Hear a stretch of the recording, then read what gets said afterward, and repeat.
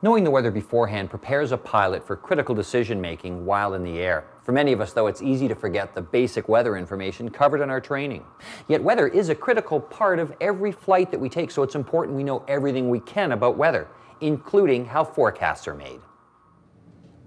Meteorologists at regional centers across Canada study standardized data on the reported weather when making their forecasts. The information comes from a variety of sources: satellites and pilot weather reports, meteorological reports or METARs from trained observers, and automated weather observation stations known as AWOS. After reviewing the data, aviation meteorologists will write their expected forecast for each airport as a TAF, a terminal airdrome forecast. Included are details pertaining to flight conditions such as wind direction, speed, visibility, and sky conditions. TAFs are entered as standard code into the meteorological network for use by flight service specialists, dispatchers, and pilots. Once you become familiar with TAFs, it's easy to interpret them. For example, this part of a TAF reads as winds forecast at 220 degrees true at 15 knots, gusting to 30.